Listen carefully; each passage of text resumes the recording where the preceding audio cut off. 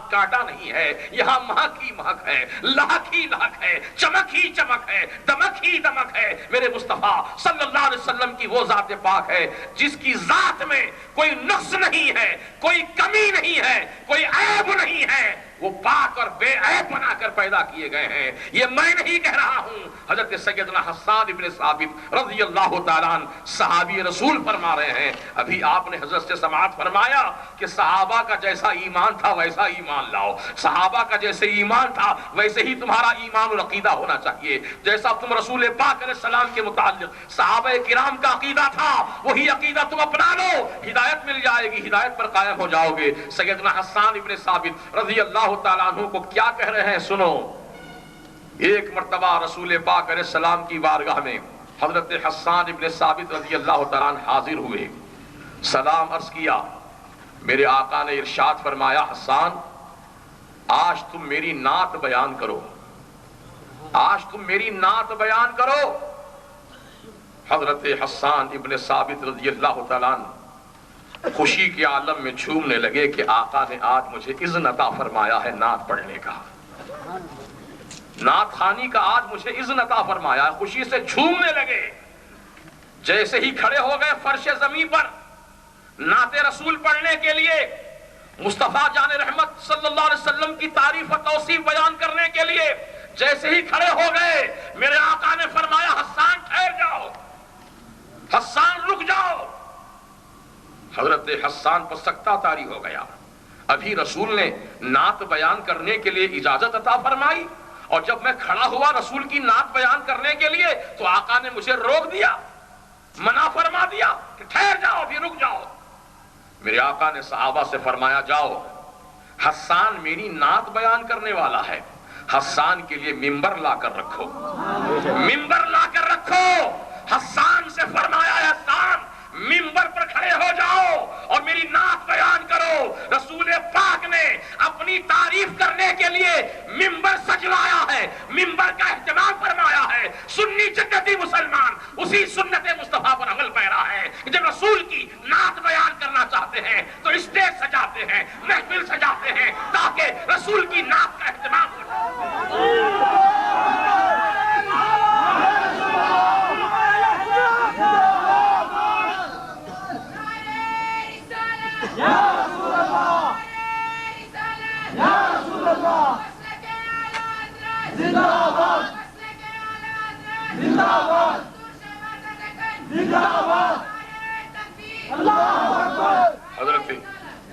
حضرت سیدنا حسان ابن ثابت رضی اللہ تعالیٰ عنہ رسول کی موجودگی میں، رسول کی حضوری میں جو نعت پاک بیان فرما رہے ہیں اس کو آپ کی سماعت فرمائیے، کیا الفاظ تھے وہ، سبحان اللہ۔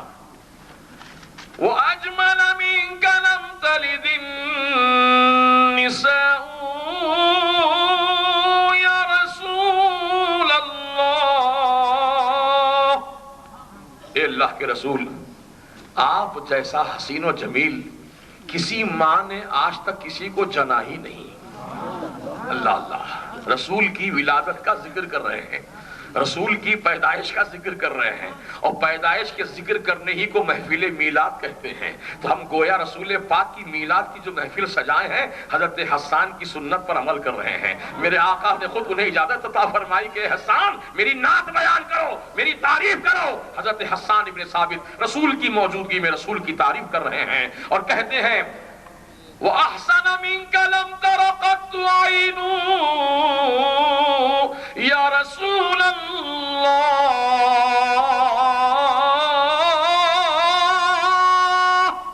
اے اللہ کے رسول، آپ جیسا حسین، آپ جیسا حسن والا کسی آنکھ نے آج تک کسی کو دیکھا ہی نہیں۔ آپ بے مثل و بے مثال حسین و جمیل ہیں۔ رسول پاک یہ نہیں فرما رہے ہیں، اے حسان یہ کیا غلو کر رہے ہو، یہ کیا تم افراط و تفرید کی بات کر رہے ہو، یہ میرے سامنے غلو کیوں کر رہے ہو؟ ارے تعریف کرنا ہو تو خدا کی تعریف کرو، میری تعریف کیوں کر رہے ہو؟ ایسا نہیں فرمایا، بلکہ آقا خوشی سے جھوم رہے ہیں، خوشی سے جھوم رہے ہیں۔ اللہ اللہ، رسول پاک کے مبارک کندھے شریف پر چادر مبارک تھی جو سرکار اوڑے ہوئے تھے، اس طرح اوڑے ہوئے تھے چادر مبارک کو، جب ہلنے لگے سرکار خوشی سے جھومنے لگے تو چادر کے دونوں کنارے ڈھلکتے ڈھلکتے پیٹھ مبارک سے نیچے اتر گئے، یعنی زمین پر آ گئے۔ رسول پاک اتنا خوشی سے جھومے ہیں، اتنا خوشی سے جھومے ہیں۔ ہم بھی کہتے ہیں میاں جھومنا ہے تو جھومو، نیند میں مت جھومو، جھومنا ہے تو عشق مصطفیٰ میں جھومو، محبت رسول میں جھومو۔ یہ جھومنا میرے آقا کی بھی سنت ہے اور قلم کی بھی سنت ہے۔ آؤ لگے ہاتھ سن لو، ایمان تازہ ہو جائے گا۔ ہماری ہر بات پر ان کو اعتراض ہوتا ہے، وہابیہ فرقے کو ہر بات پر لکھ، لوح محفوظ پر لکھ، لا الہ الا اللہ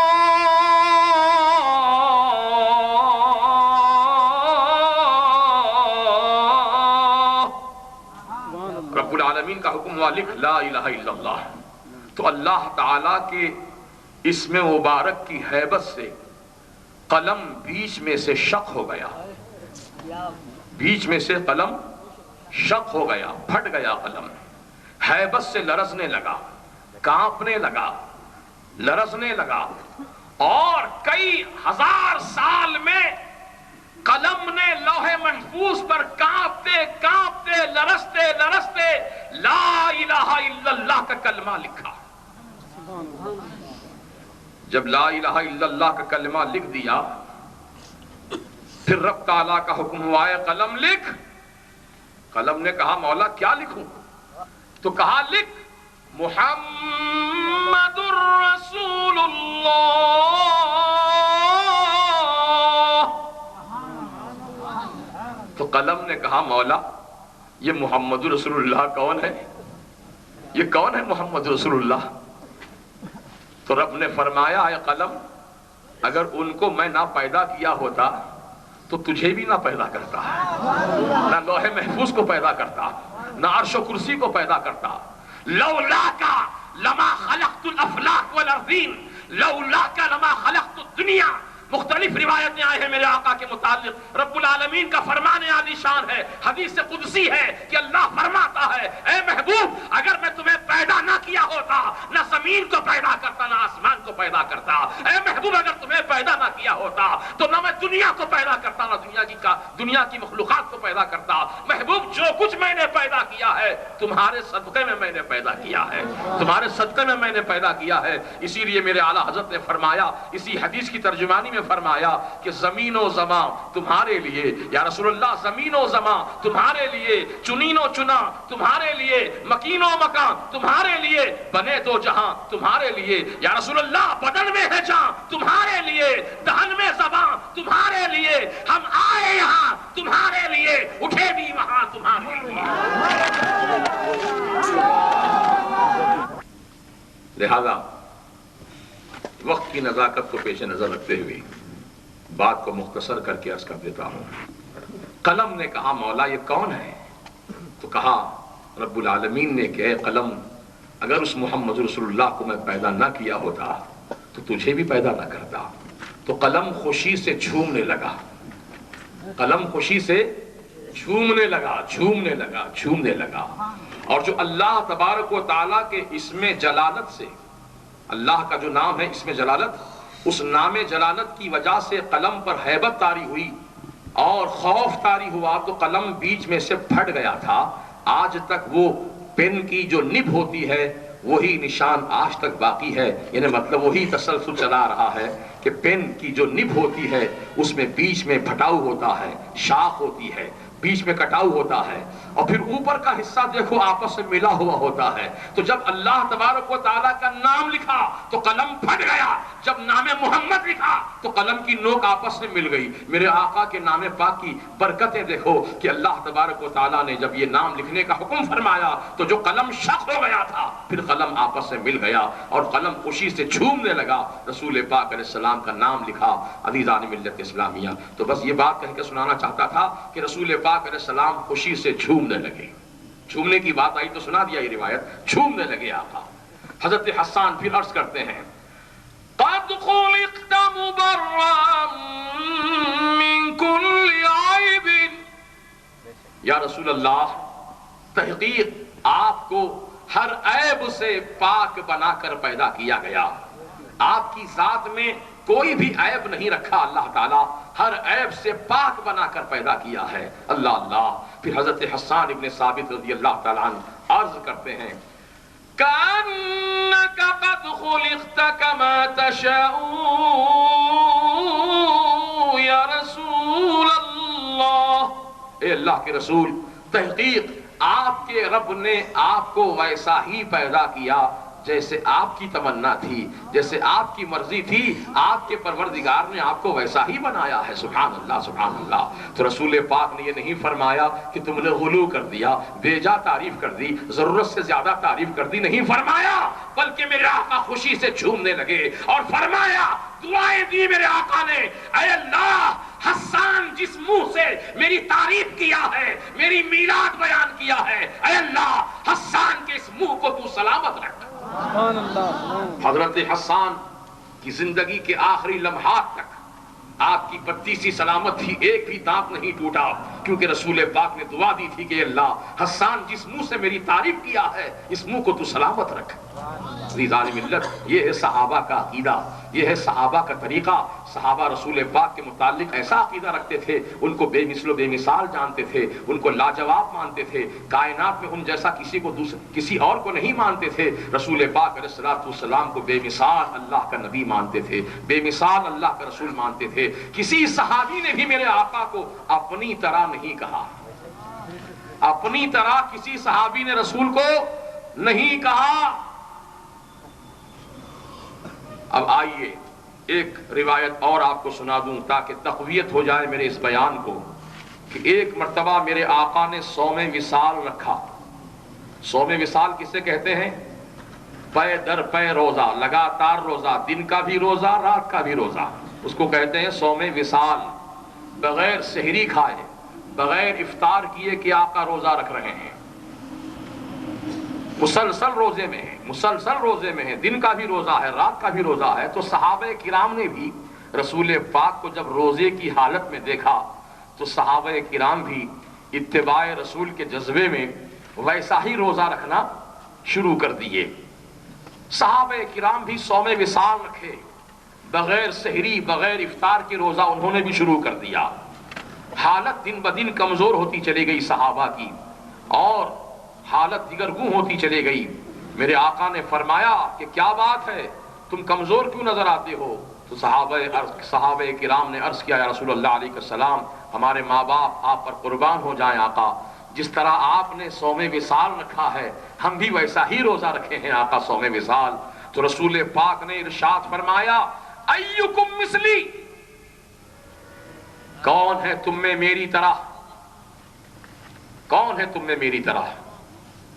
سیدنا صدیق اکبر بھی موجود ہیں، سیدنا فاروق اعظم بھی موجود ہیں، سیدنا عثمان غنی بھی موجود ہیں، سیدنا مولا علی بھی موجود ہیں، حسنین کریمین بھی موجود ہیں، حضرت طلحہ بھی موجود ہیں، حضرت سعد رضی اللہ عنہ بھی موجود ہیں، حضرت عبداللہ بھی موجود ہیں، حضرت عباس بھی موجود ہیں رضوان اللہ تعالی علیہم اجمعین۔ یہ سارے اجلہ صحابہ موجود ہیں، لیکن کسی صحابی نے آگے بڑھ کر یہ نہیں کہا، یا رسول اللہ آپ بھی بشر ہم بھی بشر، آپ بھی انسان ہم بھی انسان، آپ کا بھی ایک سر ہمارا بھی ایک سر، آپ کی بھی دو آنکھیں ہماری بھی دو آنکھیں، آپ کی بھی ایک زبان ہماری بھی ایک زبان، آپ کے بھی دو ہاتھ ہمارے بھی دو ہاتھ، آپ کے بھی دو پاؤں ہمارے بھی دو پاؤں، آپ کے ہی بال بچے ہمارے ہی بال بچے، آپ بھی کھاتے پیتے ہیں ہم بھی کھاتے پیتے ہیں، آپ ہماری طرح بشر ہیں ہم آپ کی طرح بشر ہیں۔ ایسا کسی صحابی نے نہیں کہا، بلکہ سب کے سب گردنیں جھکائے ہوئے ادب کے ساتھ رسول کی بارگاہ میں خاموشی کے ساتھ کھڑے ہیں۔ پھر آقا نے خود فرمایا، ایکم مثلی، کون ہے تم میں میری طرح، بتاؤ کون ہے تم میں میری طرح؟ یطعمنی ربی ویسقینی ربی، میرا پروردگار مجھ کو کھلاتا ہے، میرا پروردگار مجھ کو پلاتا ہے، میں رات اپنے مولا کے پاس گزارتا ہوں، کون ہے تم میں میری طرح؟ جب صحابی کو حق نہیں پہنچا کہنے کا ہماری طرح، تو وہابی کو کس نے حق دے دیا رسول کو اپنی طرح کہنے کا؟ میں یہی تو کہنا چاہتا ہوں، وہابی کیوں کہتا ہے رسول کو اپنی طرح؟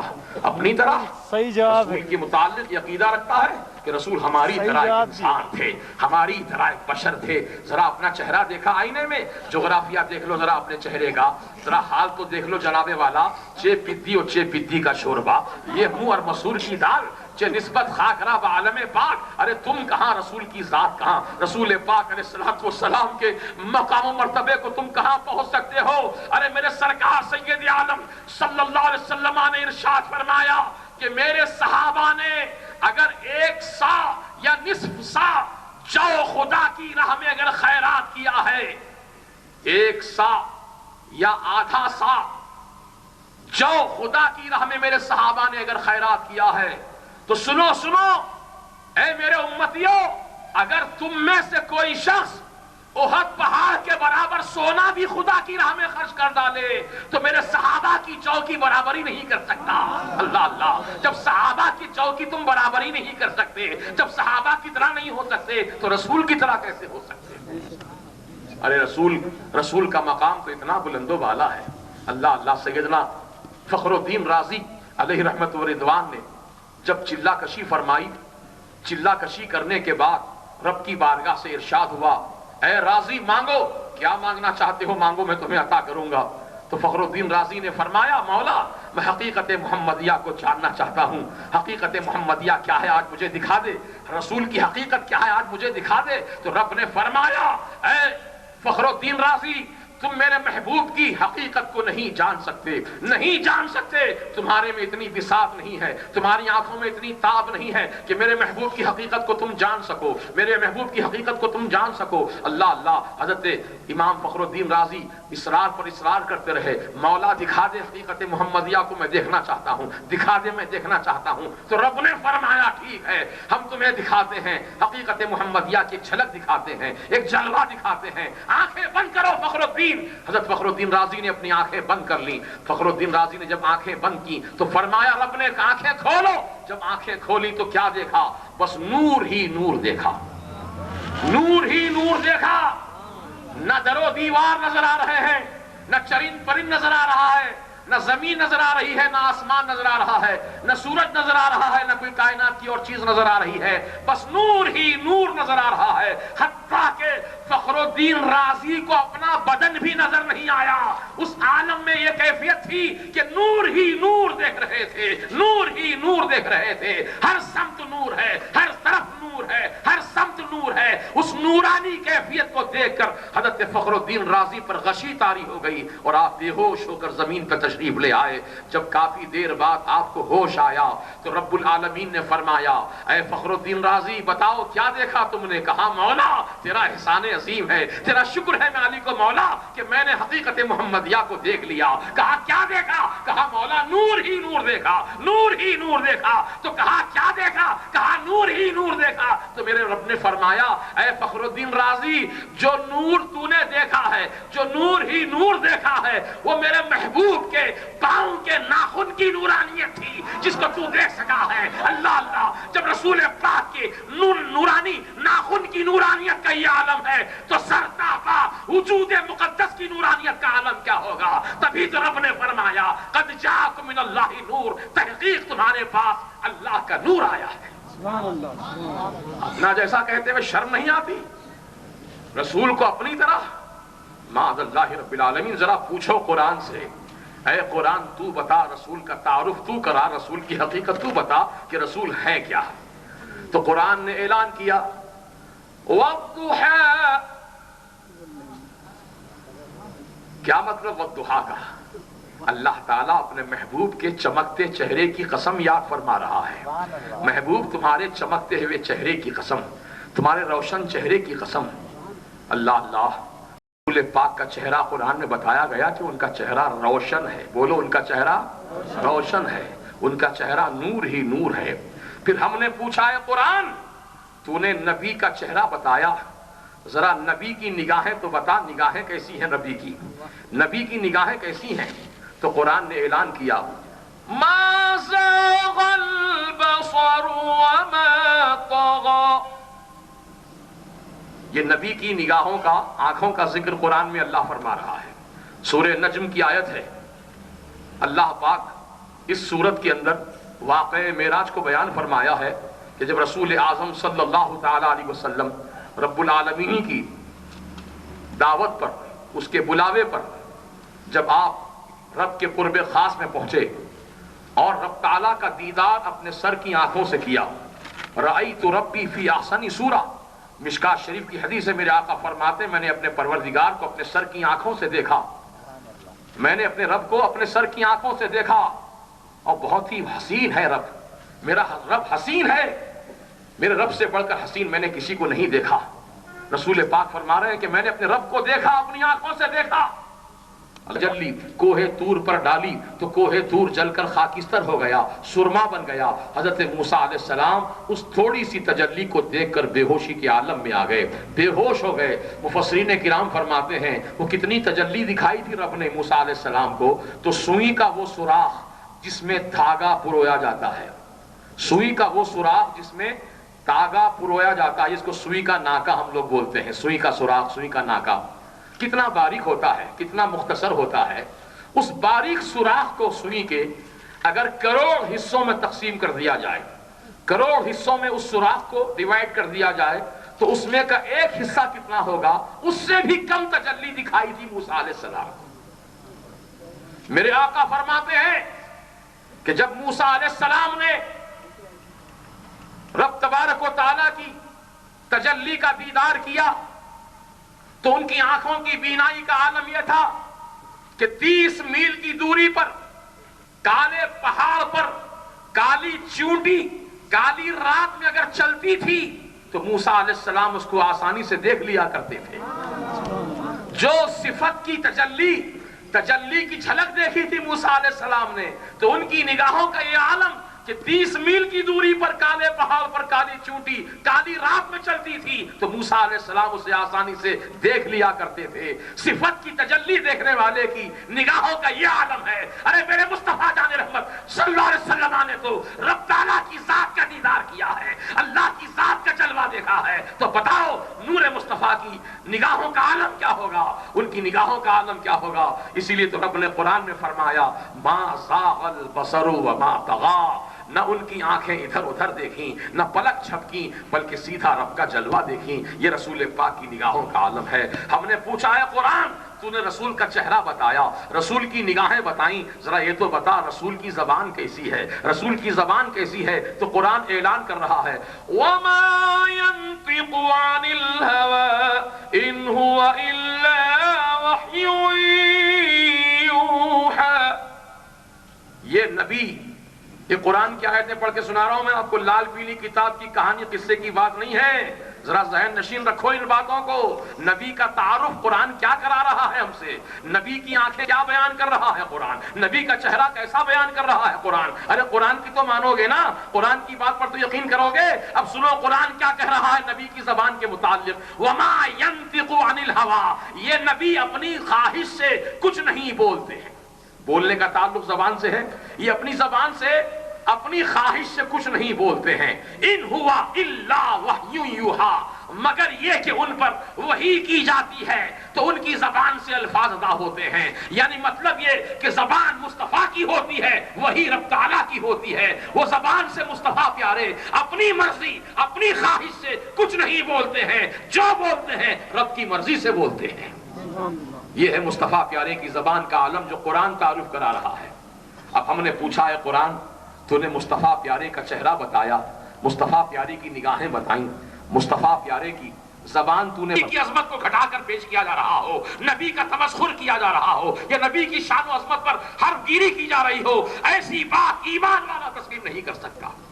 ہاں جس کے دلوں میں کجی ہے، جس کے دلوں میں نفاق کی بیماری ہے، وہ تو جلدی سے قبول کر لے گا کہ ہاں بے شک یہ بات صحیح کہہ رہا ہے. لیکن جو ایمان والا ہوتا ہے وہ نبی کی عظمت والی بات ہی کو مانتا ہے، نبی کی عظمت کے خلاف جو بات ہوگی اسے رد کر دے گا.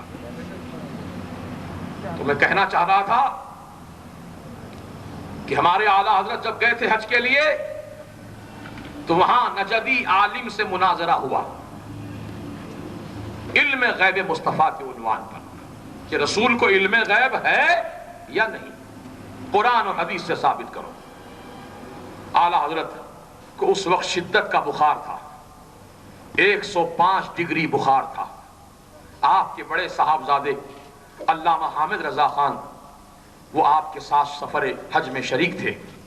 اعلیٰ حضرت رسول پاک کی رحمت کے سہارے، رب تبارک و تعالیٰ کی فضل و کرم کے سہارے بیٹھ گئے صحن کعبہ میں، در کعبہ کے سامنے بیٹھ گئے، صحن کعبہ میں بیٹھ گئے، ساتھ میں کوئی لائبریری نہیں ہے، کتابیں نہیں ہیں، اللہ اللہ، اور بخار کی شدت کا یہ عالم ہے کہ 105 ڈگری بخار ہے، ایسے عالم میں تو انسان اوڑھ کر سو جاتا ہے دوائی کھا کر، لیکن میرے اعلیٰ حضرت رسول پاک کی محبت میں ایسے وارفتہ ہیں، ایسے گرفتار عشق نبی ہیں کہ اپنی جان کی پرواہ نہیں کر رہے ہیں، پرواہ کر رہے ہیں تو رسول پاک کی عصمت و عظمت کی پرواہ کر رہے ہیں، اور اسی کی خاطر بیٹھ گئے صحن کعبہ میں، جواب اپنے فرزند سے لکھواتے ہیں، کہتے ہیں اے حامد رضا یہ عبارت لکھو، یہ آیت لکھو، یہ حدیث لکھو، یہ حوالہ لکھو، یہ حوالہ لکھو۔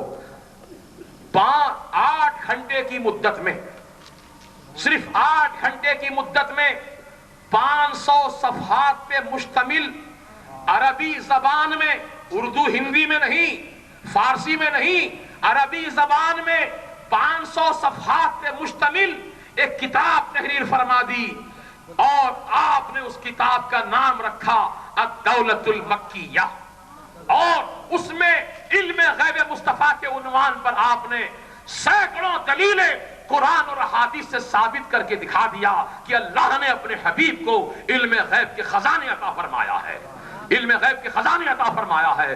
نبی عالم ما کانا و ما یکون نبی ہیں، انہیں جو پہلے تھا نبی اس کو بھی جانتے ہیں، جو موجود ہے اس کو بھی جانتے ہیں، اور جو آئندہ ہونے والا ہے نبی اس کو بھی جانتے ہیں۔ نبی کی یہ شان ہوتی ہے، اسی لیے نبی کو کہا جاتا ہے عالم ما کانا و ما یکون نبی صلی اللہ علیہ وسلم۔ تو رسول پاک کے جب ان علم غیب مصطفیٰ پر جب آپ نے کتاب تحریر فرما دی 8 گھنٹے کی مدت میں، تو یہ کتاب کا اتنا شہرہ ہوا پورے عرب کے علاقے میں، بڑے بڑے علماء فضلاء مفتیان کرام اس کتاب کی شہرت سن کر جوق در جوق اس کتاب کو حاصل کرنے کے لیے، اس کو پڑھنے کے لیے بے چین رہتے تھے۔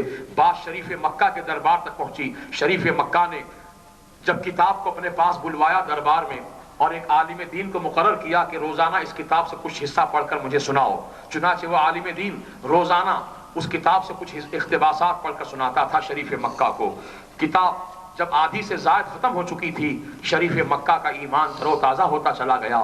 شریف مکہ اس کتاب میں لکھی ہوئی تمام دلیلوں کو، عبارتوں کو سننے کے بعد وہ بے ساختہ پکار اٹھا کہ احمد رضا نے جو کہا ہے یہ بالکل حق کہا ہے، رسول کو اللہ نے علم غیب عطا فرمایا ہے۔ این احمد رضا، کہاں ہے احمد رضا؟ میں ان سے ملاقات کرنا چاہتا ہوں، بلاؤ میرے دربار میں ان کو دعوت خصوصی دے کر۔ چنانچہ احمد رضا فاضل بریلوی کو شریف مکہ کے دربار میں خصوصی دعوت کے ساتھ بلوایا گیا۔ اعلیٰ حضرت جب تشریف لائے شریف مکہ کے دربار میں تو شریف مکہ کھڑا ہو کر آپ کا استقبال کیا اور آپ کی پیشانی کا بوسہ دیا اور اپنے بازو کرسی ڈلوا کر بٹھوایا اور آپ کی شان میں تعریفی کلمات کہے کہ آپ نے بڑی عمدہ کتاب تحریر فرمائی ہے، اس کتاب کے عوض مانگیے آپ کیا مانگنا چاہتے ہیں، میں آپ کو انعام و اکرام سے آپ کو نوازتا ہوں۔ تو اعلیٰ حضرت نے فرمایا اے شریف مکہ، مجھے دنیا کی دولت نہیں چاہیے، مجھے تخت و تاج نہیں چاہیے، مجھے ہیرے جواہرات بھی نہیں چاہیے، مجھے سونا چاندی نہیں چاہیے، مجھے ریال نہیں چاہیے، مجھے ڈالر نہیں چاہیے۔ اے شریف مکہ، اگر کچھ دینا ہی چاہتے ہو تو بس احمد رضا کے دل کی ایک تمنا ہے، اسے پوری کر دو۔ کہا کیا بات ہے فرمائیے؟ تو کہا یہ موسم حج کا ہے، حج کے موسم میں، حج کے ایام میں حاجیوں کو، زائرین مصطفیٰ کو رات میں عشاء کی نماز کے بعد 9 ساڑھے 9 بجے کے بعد دربار نبی سے سب کو باہر کر دیا جاتا ہے، کسی کو اندر ٹھہرنے کی اجازت نہیں رہتی ہے، دروازے کھڑکیاں سب بند کر دیے جاتے ہیں۔ اے شریف مکہ، احمد رضا کی دل کی تمنا بس ایک ہی ہے، ایک رات تنہا میرے آقا کی بارگاہ میں گزارنے کی اجازت دے دو، میں سرکار کی بارگاہ میں ایک رات تنہا گزارنا چاہتا ہوں۔ شریف مکہ نے بسر و چشم آپ کے معروضے کو قبول فرمایا اور تحریری اجازت آپ کو لکھ کر دیا کہ آپ ایک رات مدینہ پاک میں تنہا رات میں گزاریے۔ چنانچہ اعلیٰ حضرت خوشی سے جھومتے ہوئے 8 دن کا مسلسل اونٹ پہ بیٹھ کر سفر کرتے ہوئے مکہ سے مدینہ پہنچے۔ جب پہنچے تو وہاں کے آپ نے ذمہ داروں کو اجازت نامہ دکھایا، عشاء کی نماز کے بعد سب کو باہر کر دیا گیا۔ احمد رضا تنہا رسول پاک کے دربار میں ہیں اور وارے نیارے ہو رہے ہیں، سرکار کی بارگاہ میں نہ جانے کس کس انداز سے اپنی محبت کا نذرانہ پیش کر رہے ہیں، غلامی کا نذرانہ پیش کر رہے ہیں۔ اعلیٰ حضرت فرماتے ہیں وہ سوئے لالا زار پھرتے ہیں تیرے دن اے بہار پھرتے ہیں، وہ سوئے لالا زار پھرتے ہیں تیرے دن اے بہار مار پھرتے ہیں۔ اعلیٰ حضرت نے اس طرح محبت کے عالم میں رسول پاک کی بارگاہ میں اپنی دل کی آواز پیش کی کہ یا رسول اللہ، احمد رضا کے دل کی ایک تمنا ہے، آقا پوری فرما دیجئے۔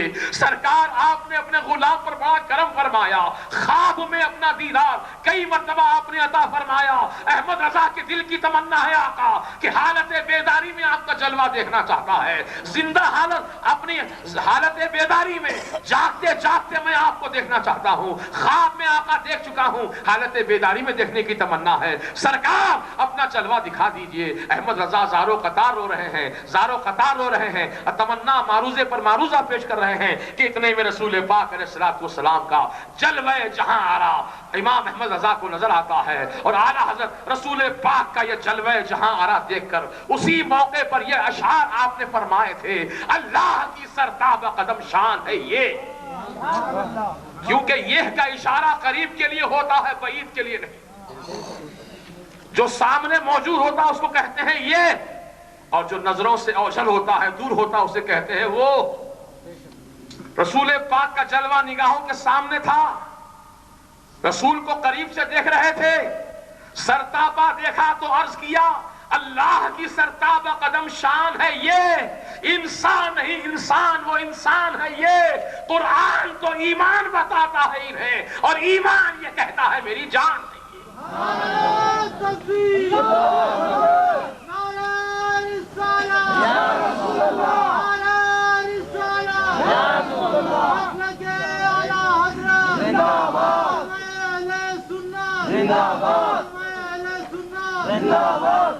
ہم رسول کو انسان مانتے ہیں، ہم بھی تھا، آنکھیں سرمگی تھیں، بدن سے مشک و عنبر سے بڑھ کر خوشبو مہک رہی تھی، اور رسول پاک علیہ السلام مختون پیدا ہوئے ہیں، ختنہ کیے ہوئے پیدا ہوئے ہیں، ناف بریدہ پیدا ہوئے ہیں، یعنی ناف آپ کی ناف میں نال نہیں لگی تھی، اور بالکل پاک و طاہر پیدا ہوئے ہیں، نجاست کا کوئی اثر آپ کے بدن پر نہیں تھا۔ رسول پاک ایسے پاک ہیں، صفیہ بنت عبد المطلب وہ ہاتھ میں پانی کا لوٹا لے کر دوڑی اندر حجرے میں، اس لیے کہ رسول پاک کی پیدائش ہوئی ہے، ہو سکتا ہے بدن پر گندگی لگی ہوگی، اس سے عام طور سے بچوں کو لگی ہوتی ہے، میں پانی سے نہلا دھلا کر انہیں صاف ستھرا کر دوں، اس لیے پانی لے کر دوڑی تو آواز آئی، اے صفیہ ہوش کی آنکھیں کھول، کس کو پاک کرنے تو جا رہی ہے؟ ارے اس رسول کو تو کیا پاک کرے گی جو رسول ساری کائنات کو پاک کرنے کے لیے آیا ہے۔ اور رسول پاک کی اس طرح شاندار ولادت ہوئی ہے کہ کائنات میں کوئی ایسا کوئی پہلے پیدا ہوا تھا نہ صبح قیامت تک پیدا ہو سکتا ہے۔ پھر کیوں کہتے ہو نبی ہماری طرح بشر ہے، نبی ہماری طرح انسان ہے؟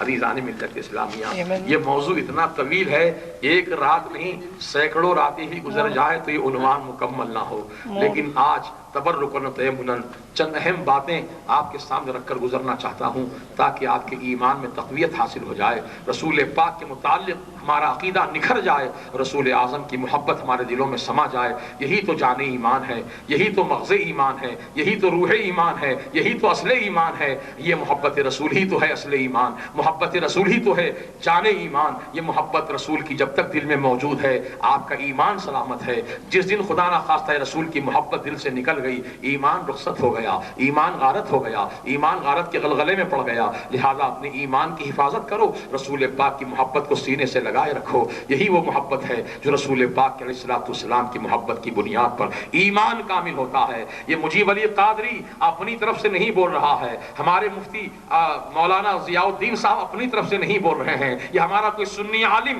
اپنی طرف سے نہیں بولتا ہے، بلکہ بخاری شریف مسلم شریف کی صحیح حدیث ہے۔ میرے آقا فرماتے ہیں قال قال رسول اللہ صلی اللہ تعالی علیہ وسلم لا یؤمن احدکم حتی اکون احب الیہ من والدہ وولدہ والناس اجمعین او کما قال النبی صلی اللہ تعالی علیہ وسلم۔ بخاری مسلم شریف میں متفق علیہ حدیث ہے، صحیح حدیث ہے، اس کی صحت میں کوئی اختلاف نہیں ہے۔ فرماتے ہیں میرے آقا کہ تم میں سے کوئی شخص اس وقت تک ایمان والا نہیں ہو سکتا جب تک کہ میری محبت اس کے دل میں، اس کے ماں باپ سے بڑھ کر، اس کی اولاد سے بڑھ کر، تمام جہان کے انسانوں سے بڑھ کر جب تک میری محبت نہ ہوگی اس وقت تک وہ ایمان والا والا نہیں ہو سکتا۔ اور دوسری روایت میں آیا ہے وَمَالِهِ وَنَفْسِهِ، اپنے مال سے بڑھ کر، اپنی جان سے بڑھ کر جب تک میری محبت نہ ہوگی اس وقت تک وہ ایمان والا نہیں ہو سکتا۔ تو یہ فیصلہ ہو چکا ہے، رسول کی محبت جس کے سینے میں ہے وہی ایمان والا ہے، جس کے سینے میں رسول کی محبت ہے وہی ایمان والا ہے، وہی سچا مسلمان ہے۔ جس کے سینے میں رسول کی محبت نہیں، وہ لاکھ نمازیں پڑھے، لاکھ روزہ رکھے، کتنا ہی اونچا پائجامہ پہنے، کتنا ہی لمبا کرتا پہنے، کتنا ہی مسواک کی کاڑی کو گھسا کرے، کتنا ہی وہ اپنے سر کو گھٹایا کرے، کتنی ہی وہ چرت پھرت کرے، کتنے ہی چلے چھٹی کرے، کچھ فائدہ نہیں۔ ایمان والا وہی ہے اللہ کی بارگاہ میں جو رسول پاک کا سچا غلام ہوا کرتا ہے۔ سرکار کی محبت جس کے سینے میں ہوتی ہے وہی سچا ایمان والا ہے۔ لہذا ایمان والو، آج ساری دنیا میں اسلام مصطفیٰ، عظمت مصطفیٰ، گستاخ رسول، گستاخ رسول، الحمدللہ آپ کا ایمان سلامت ہے۔ آپ نے رسول کی محبت میں وعدہ کیا ہے کہ ہم ہر اس گستاخ کے خلاف آواز اٹھائیں گے جو نبی کی شان میں گستاخی کیا ہے۔ اب نبی کے علم کو جس نے اب جانوروں سے تشبیہ دی، یقیناً وہ گستاخ ہے۔ بولو گستاخ ہے کہ نہیں ہے؟ اور ایک گستاخ کی بات سنو، اپنی کتاب تقویت الایمان میں لکھتا ہے، کیا لکھتا ہے کہ نماز میں نبی کا خیال لانے سے بہتر، نبی کا خیال لانے سے بہتر کسی گدھے گھوڑے کا خیال لانا یہ اچھا ہے۔ نبی کا خیال نہ لاؤ، نماز میں نبی کا خیال لانے سے نماز ٹوٹ جاتی ہے، گدھے گھوڑے کا خیال لانے سے نماز مکمل ہو جاتی ہے۔ بولو یہ نبی کی شان میں توہین ہے کہ نہیں ہے پیارے؟ حق و انصاف کی بنیاد پر بولو۔ مجھے ولی قادری رضوی کا چہرہ دیکھ کر تائید مت کرو۔ جو بات میں کہہ رہا ہوں، یہ گستاخی کی بات جو سنا رہا ہوں، یہ بے شک یہ گستاخی ہے کہ نہیں، یہ بس اتنی تصدیق کر دو، آدھی گستاخی ہے یا نہیں ہے؟ بے شک گستاخی ہے نا۔ اب آؤ سنو، کہتا ہے لکھنے والا اپنی کتاب میں، جس کا نام محمد یا علی ہے وہ کسی چیز کا مالک و مختار نہیں، وہ کسی چیز کا مالک و مختار نہیں۔ جس کا نام محمد ہے، جس کا نام علی ہے، وہ کسی چیز کا مالک و مختار نہیں، جبکہ میرے آقا سید عالم علیہ السلام اللہ کی عطا سے مالک بھی ہیں، مختار بھی ہیں۔ اسی لیے تو اعلیٰ حضرت نے فرمایا خالق کل نے آپ کو مالک کل بنا دیا، خالق کل نے آپ کو مالک کل بنا دیا۔ دونوں جہاں ہے آپ کے قبضہ و اختیار میں، دونوں جہاں ہے آپ کے قبضہ و اختیار میں۔ حضرت مولا علی کی نماز عصر قضا ہو گئی تھی، مقام صحابہ پر نماز عصر قضا ہو گئی تھی، حضرت علی کی آنکھوں میں آنسو آ گئے، سرکار حضرت علی کی زانوں پر سر رکھ کر آرام فرما رہے تھے۔ جب آنسو بہتے بہتے سرکار مدینہ علیہ السلام کے رخسار مبارک کے بوسے لینے لگے تو میرے آقا نے اپنی نرگسی آنکھیں وا فرمائیں اور فرمایا وہ طاقت والا ہوتا ہے، مالک و مختار ہوتا ہے، اقتدار والا ہوتا ہے، طاقت و قوت والا ہوتا ہے۔ یہ ابو جہل کا عقیدہ تھا، تبھی تو چیلنج کیا نبی کو کہ اے بتاؤ محمد، اگر تم سچے نبی ہو تو میری مٹھی میں کیا چیز بند ہے؟ تو آقا نے یہ نہیں فرمایا کہ ابو جہل دودھ کا دودھ پانی کا پانی کر کے جاتا ہوں۔ پھر آپ حضرات اس پر سنجیدگی سے مسئلے پر آپ غور کیجئے اور راہ حق کو آپ پکڑ لیجئے، انشاءاللہ کامیابی آپ کو نصیب ہو جائے گی۔ تو عزیزان ملت اسلامیہ، آج ہر جماعت اپنے آپ کو صحیح کہہ رہی ہے، ہر جماعت، تبلیغی جماعت بھی اپنے آپ کو کہتی ہے کہ ہماری جماعت صحیح جماعت ہے، جماعت اسلامی بھی یہی کہتی ہے کہ ہماری جماعت صحیح جماعت ہے، اہل حدیث بھی یہی کہتے ہیں کہ ہماری جماعت صحیح جماعت ہے، قادیانی بھی یہی کہتے ہیں کہ ہماری جماعت صحیح جماعت ہے، رافضی بھی یہی کہتے ہیں کہ ہماری جماعت صحیح جماعت ہے، شیعہ بھی کہتے ہیں کہ ہماری جماعت صحیح جماعت ہے، بہائی فرقے والے بھی کہتے ہیں کہ ہماری جماعت صحیح جماعت ہے، اور بہرے فرقے والے بھی کہتے ہیں کہ ہماری جماعت صحیح جماعت ہے، خوجے والے بھی کہتے ہیں کہ ہماری جماعت صحیح جماعت ہے۔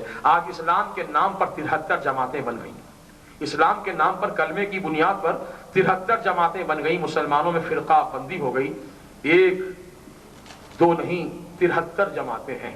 کتنی؟ 73۔ اور رسول پاک علیہ السلام نے پہلے ہی یہ غیب کی خبر عطا فرما دی تھی کہ بنی اسرائیل کی قوم میں 72 جماعتیں ہوئی تھیں، میری امت میں 73 جماعتیں ہوں گی، ایک جماعت ناجی ہوگی، نجات پانے والی، جنت میں جانے والی، اور 72 جماعتیں جہنم میں جانے والی ہوگی۔ میجارٹی جہنم میں جانے والوں کی ہے اور ایک جماعت جو ہے وہ جنت میں جانے والی ہوگی، نجات پانے والی ہوگی۔ تو صحابہ نے پوچھا رسول اللہ وہ کون سی جماعت ہے جو جنت میں جائے گی؟ تو آقا نے فرمایا ما انا علیہ واصحابی، جس راستے پر میں ہوں میرے صحابہ ہیں وہی راستہ جنتی راستہ ہے، وہی راستہ وہی جماعت جنتی جماعت ہے۔ تو رسول کے طریقے پر چلنے والوں کو اہل سنت کہتے ہیں، صحابہ کرام کی جماعت کے طریقے پر عمل کرنے والوں کو وہ جماعت کہتے ہیں۔ تو اہل سنت و جماعت ہی حق جماعت ہے، اور لیکن سب دعویٰ کر رہے ہیں کہ ہماری جماعت حق ہے، ہماری جماعت حق ہے۔ مسلمان بھولا بھالا بھٹک رہا ہے، پریشان ہے، ادھر جاتا ہے تو خدا رسول، ادھر جاتا ہے تو خدا رسول، ادھر آتا ہے تو قرآن حدیث، ادھر جاتا ہے تو قرآن حدیث، ہر طرف یہی نعرہ ہے قرآن حدیث قرآن حدیث، اللہ رسول اللہ رسول اللہ رسول۔ بیٹھیے بھائیو، اللہ رسول کی بات ہوگی، دین و ایمان کی بات ہوگی، ہم بھی یہی کہتے ہیں اللہ رسول کی بات ہوگی، قرآن حدیث کی بات ہوگی، وہ بھی یہی کہتے ہیں اللہ رسول کی بات ہوگی۔ بیچ کا بھولا بھالا مسلمان پریشان ہے کہ یا اللہ ادھر جاتا ہوں تو خدا رسول ہے، ادھر بھی جاتا ہوں تو خدا رسول ہے، کس کی بات صحیح مانوں کس کی بات غلط مانوں؟ مسلمان فیصلہ نہیں کر سک رہا ہے، مسلمان تفرقہ بندی کا شکار ہو گیا، گھر گھر میں فتنہ پھیل گیا، گھر گھر میں فساد پھیل گیا، ایک بھائی سنی جماعت کا ہے تو دوسرا بھائی تبلیغی جماعت میں ہے، تیسرا جو ہے جماعت اسلامی میں ہے، چوتھا اہل حدیث میں ہے۔ ایک خاندان کے چار، ایک گھر کے چار اگر بھائی ہیں تو چاروں کے خیالات الگ الگ ہیں، چاروں کے عقیدے الگ الگ ہیں، باپ کا عقیدہ الگ، ماں کا عقیدہ الگ، اولاد کا عقیدہ الگ۔ اس طرح کا ماحول آج پیدا ہو گیا ہے، گھر گھر میں فتنہ پھیل چکا ہے، محلے محلے فتنہ پھیل چکا ہے، گاؤں گاؤں فتنہ پھیل چکا ہے، قریہ قریہ فتنہ پھیل چکا ہے، بستی بستی فتنہ پھیل چکا ہے۔ آج مسلمان پارا پارا ہو گیا، ٹکڑے ٹکڑے ہو گیا، مسلمان آپس میں بکھر گیا، ہماری طاقت کمزور ہو گئی، ہماری کمر ٹوٹ گئی۔ آج دنیا کی دوسری قومیں ہم پر حاوی ہو رہی ہیں اور ہم مسلمان ہیں کہ قعر مسرت کا شکار ہو رہے ہیں۔ بولو ہے کہ نہیں؟ یہ جماعتیں کون بنائے؟ کون بنایا جماعتیں؟ اس کے ذمہ دار کون؟ پبلک ہے، عام پبلک نہیں بنائی جماعتیں، یہ مولویوں نے بنائی ہیں، عالموں نے جماعتیں بنائی ہیں، یہ عالموں نے جماعتوں کا وجود رکھا ہے، ان کی بنیادیں ڈالی ہیں اور مسلمانوں کو ان جماعتوں میں بانٹ دیا ہے۔ یہ مسلمانوں کو آپس میں لڑاتے رہے، فاتحہ کے نام پر، سلام کے نام پر، بزرگوں کے عرس کے نام پر، 11ویں 12ویں کے نام پر، میلاد کے نام پر، قیام کے نام پر مسلمانوں کو آپس میں لڑاتے رہے۔ کہیں سر پھوٹ رہا ہے، کہیں ٹانگ ٹوٹ رہی ہے، کہیں کچھ ہو رہا ہے، کہیں کچھ ہو رہا ہے۔ آج نوجوان میرا لڑتے لڑتے آپس میں کمزور ہو گیا، مسلمان کمزور ہو گیا، آپس کی لڑائیاں نے ہم کو کمزور بنا دیا، ہماری ہوا کو کھاڑ دیا ہے۔ میں چاہتا ہوں کہ اب میرا کوئی مسلمان بھائی آپس میں نہیں لڑے گا۔ بولو، کوئی نہیں لڑے گا، کوئی نہیں لڑے گا، سب متحد رہو، متفق رہو، ایمان کی بنیاد پر، عشق رسول کی بنیاد پر، محبت رسول کی بنیاد پر، غلامی مصطفیٰ کی بنیاد پر سب متحد ہو جاؤ۔ کوئی مسلمان بھائی آپس میں نہیں لڑے گا۔ اب مسلمان نہیں لڑے گا، اب لڑائی مولوی کی لڑائی ہوگی۔ مولوی سے لڑے گا، مسلمان نہیں لڑیں گے، عوام نہیں لڑے گی، پبلک نہیں لڑے گی۔ اب تک یہ مولوی لوگ تم کو لڑاتے رہے، بیٹھ کے تماشا دیکھتے رہے، ٹانگ تمہاری ٹوٹی تماشا یہ دیکھتے رہے، سر تمہارا پھوٹا تماشا یہ دیکھتے رہے، لیکن مجیب علی قادری کی دل کی آواز یہ ہے کہ اب کوئی مسلمان ایک دوسرے پر حملہ نہیں کرے گا، کوئی ایک دوسرے کے خلاف نہیں ہوگا، کوئی ایک دوسرے کے خلاف گالی نہیں پکڑے گا، ایک دوسرے کا گریبان نہیں پکڑے گا، ایک دوسرے پر حملہ نہیں کرے گا، سب مسلمان متحد رہیں گے، ایک مضبوط سیسا پلائی ہوئی دیوار کی طرح، مضبوط پہاڑ کی چٹان کی طرح ہم ہو جائیں گے، ہم سب متحد و متفق ہو جائیں گے عشق رسول کی بنیاد پر۔ اب کوئی نہیں لڑے گا۔ اب لڑائی کس میں ہوگی؟ مولوی میں۔ اب تک مولوی لڑاتے تھے، تم لڑتے تھے، تماشا یہ دیکھتے تھے، لیکن اب الٹ معاملہ ہو جائے گا۔ اب مولوی لڑیں گے، تماشا پوری قوم دیکھے گی۔ بولو تیار ہیں؟ بات صحیح ہے کہ غلط ہماری؟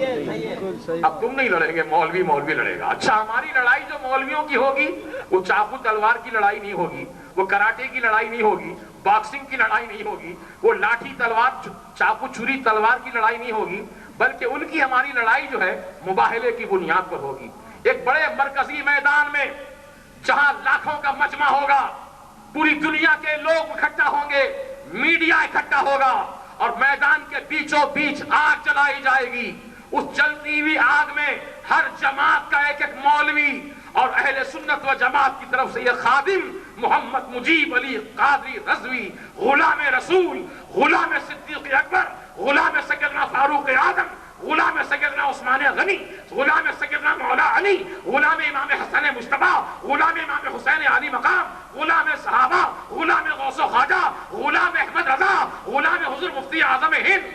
غلام ہر ولی اللہ کا، ہر اللہ کے ولی کا یہ غلام اپنے آپ کو پیش کرے گا، اور ہر جماعت کا ایک ایک مولوی آئے، تبلیغی جماعت کا ایک عالم، جماعت اسلامی کا ایک مولوی، اہل حدیث جماعت کا ایک مولوی، قادیانی جماعت کا ایک مولوی، سارے مولوی آئیں، میدان میں بیچ میں کھڑے ہو جائیں، مائک میں اعلان کریں کہ نام کیا ہے، عقیدہ کیا ہے، کس جماعت سے آپ کا تعلق ہے، سب اپنا اپنا عقیدہ بیان کرتے چلے جائیں۔ جب یہ فقیر کی باری آئے گی تو یہ فقیر یہ اعلان سنائے گا کہ الحمدللہ میں محمد مجیب علی قاضی رضوی غلام رسول اعلان کرتا ہوں کہ اہل سنت و جماعت کا عقیدہ حق ہے، رسول پاک کی ولادت باسعادت حق ہے، میلاد النبی حق ہے، میرے رسول کا علم غیب حق ہے، میرے آقا کی نورانیت حق ہے، میرے آقا کی بے مثال بشریت حق ہے، میرے آقا کا اختیار حق ہے، میرے آقا زندہ نبی ہے یہ حق ہے، میرے آقا مختار کل نبی ہے یہ حق ہے، میرے سرکار قیامت کے دن گناہگاروں کی شفاعت فرمائیں گے حق ہے، میرے سرکار کے مقدس اہل بیت اطہار کی شہادت حق ہے، میرے صحابہ کرام رسول پاک کے صحابہ کرام کا ادب و احترام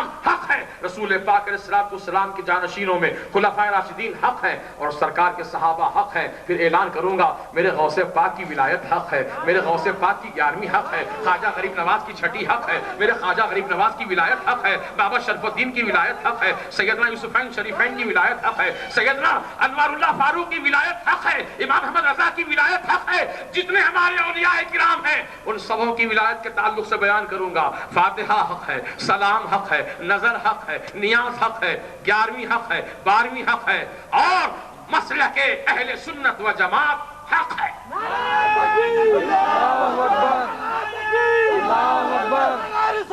یا رسول اللہ، یا رسول اللہ، زندہ باد، زندہ باد۔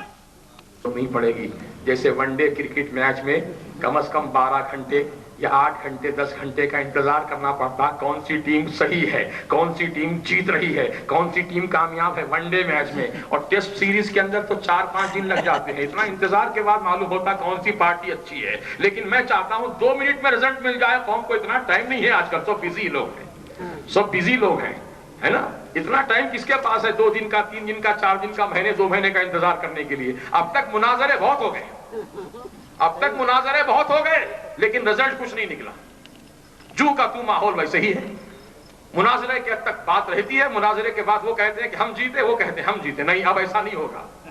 اب مرکزی علاقے میں کوئی مرکزی مقام پر لاکھوں کے مجمع میں ساری میڈیا کی موجودگی میں ہم سب مولوی جماعتوں کے آگ میں کودیں گے، اور جو زندہ سلامت نکل کے واپس آیا اس کا عقیدہ سچا، اور وہ صحیح ہے کہ غلط ہے نا۔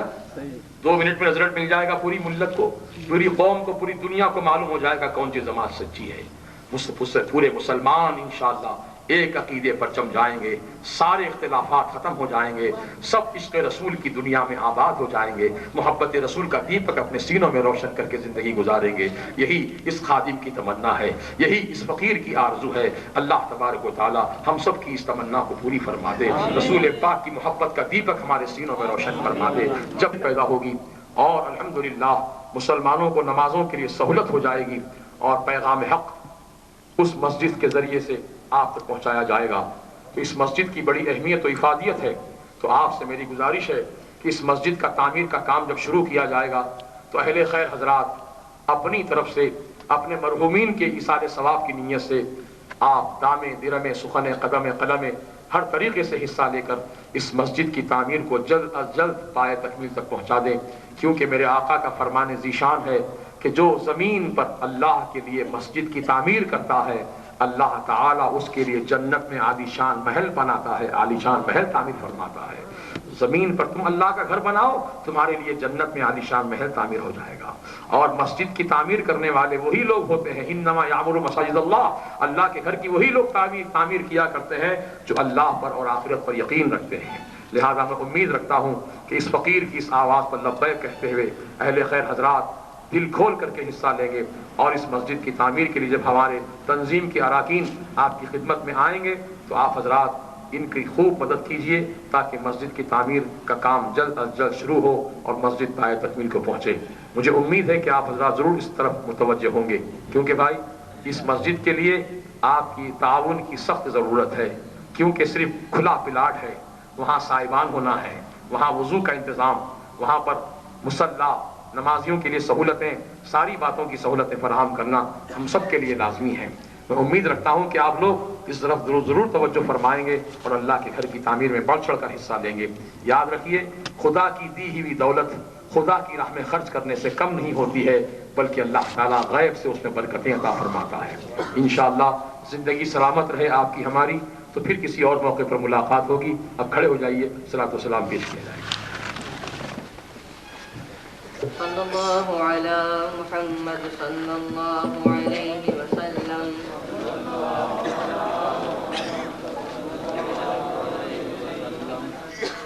یا نبی سلام علیکہ، یا رسول سلام علیکہ، یا وقت بھی کتنا سہانا آپ کا تشریف لانا، وقت بھی کتنا سہانا، جگمگا اٹھا زمانہ، جگمگا علیکہ، رنج و غم کھائے ہوئے ہیں، دور سے آئے ہوئے ہیں، تم پہ اترائے ہوئے ہیں، ہاتھ پھیلائے ہوئے ہیں، یا نبی سلام